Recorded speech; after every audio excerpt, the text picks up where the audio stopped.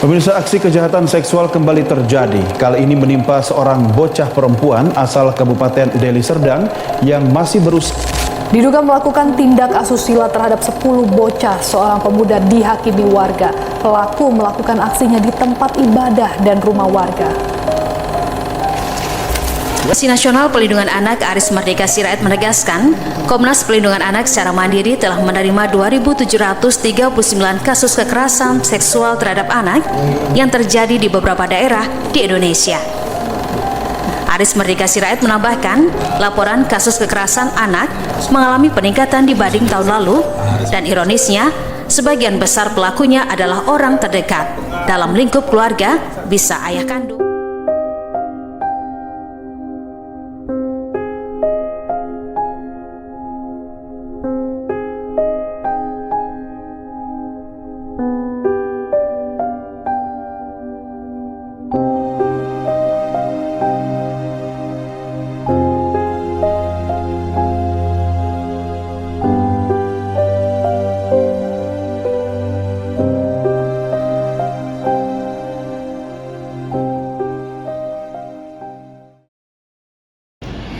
Guys, PJBL bela negara kita mau kayak gimana nih? Iya nih, kita belum nentuin topik, kira-kira apa ya? Bener tuh, harus buru-buru dipikirin, soalnya biar cepet selesai aja sih. Makanya.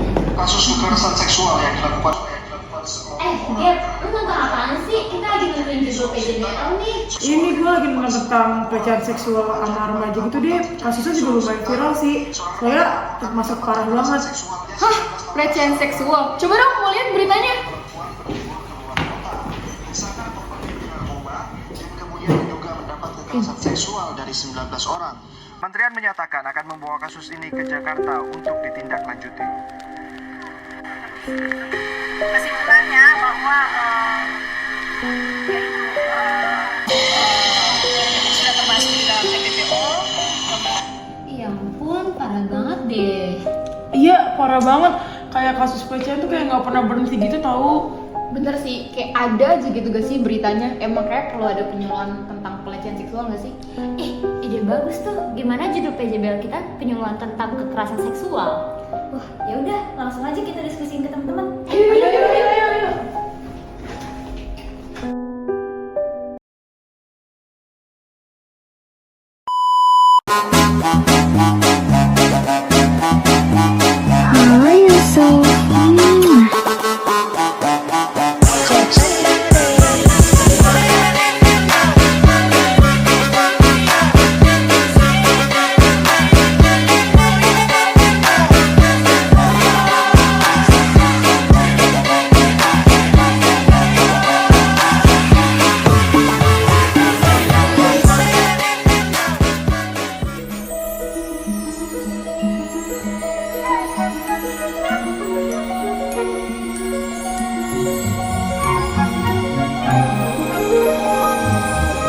Kalian harus terus ikutin kegiatan PKN kita di SMP Negeri 226 Jakarta.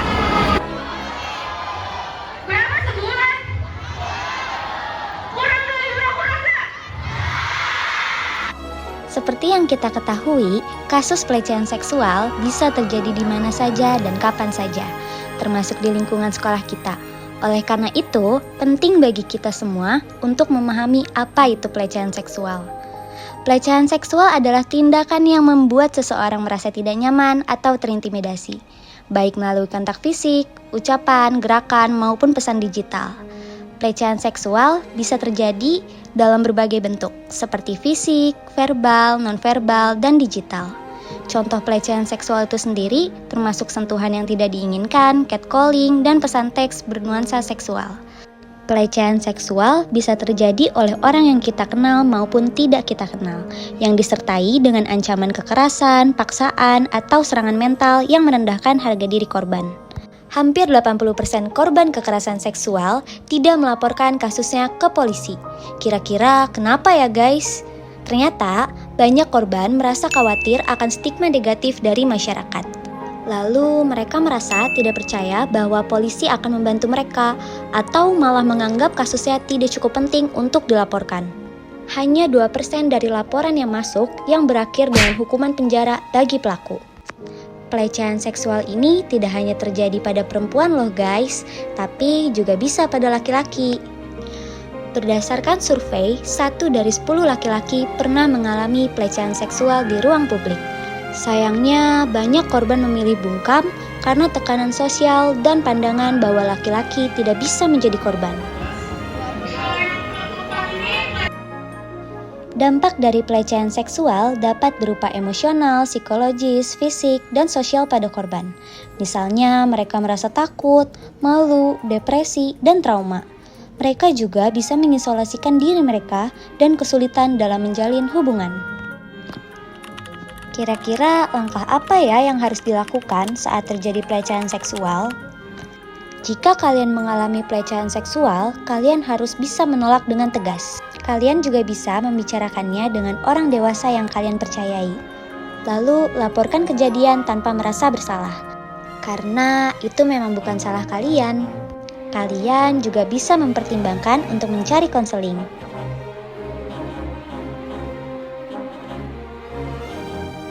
Kita juga bisa loh mencegah terjadinya pelecehan seksual dengan cara menghindari tempat berbahaya, tidak mudah percaya pada orang lain, menghindari obrolan yang berbau porno, berani bersikap tegas, dan meningkatkan kesadaran diri kita. Jika kalian bingung bagaimana cara menyikapi korban kekerasan seksual, kalian dapat mendengarkan cerita korban dengan empati, percayai, dan validasi perasaan mereka. Hindari bertanya berlebihan tentang kronologi kejadian. Dan jangan pernah menyalahkan korban atas apa yang telah terjadi. Kita harus memberikan rasa aman dan fokus pada pemulihan korban daripada menyerang pelakunya. Yuk, kita bersama-sama menciptakan lingkungan yang aman dan menghargai satu sama lain.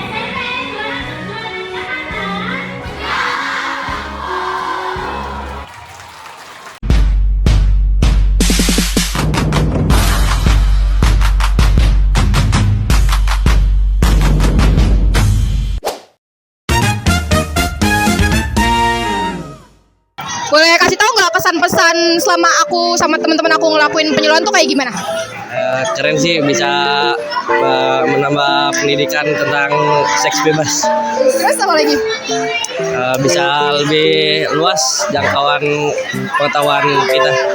Terus kira-kira seru nggak tadi? Lumayan seru karena ada video kayak foto-foto yang ditayangin dan dijelasinnya detail. Makasih ya. Siapa namanya? Novel. Oh, makasih Novel. Semangat sekolahnya. Teman-teman, gimana pesan-pesan dari penyuluhan kita tadi? Keren banget, bener-bener Kak Diva percaya diri banget, terus seru. Penyampaiannya juga mudah dimengerti, jadi kita bisa menghindari dengan baik gitu. Iya, contoh-contohnya juga wow. PowerPoint-nya keren. Keren banget Kak, semangat terus Kak. Terima kasih. Pesan sama review dikit materi tadi. Oke, jadi pertama saya mau bilang terima kasih kepada kakak-kakak yang udah memaparkan materi dengan baik. Dan juga buat sedikit feedback ya, materinya ini bagus banget. Pemaparannya mantap, perfect. Untuk perasaan saya ya senang lah. Tentu saya dapat 15.000 lumayan. Makasih banget loh ya. Dan juga buat si Danis gimana? Nah, terima kasih yang udah memilih saya dan juga saya mendapat hadiah. Ini saya sudah berterima kasih. Menurut saya presentasinya sih sudah bagus, sudah mantap. Hadiahnya kurang. Makasih ya.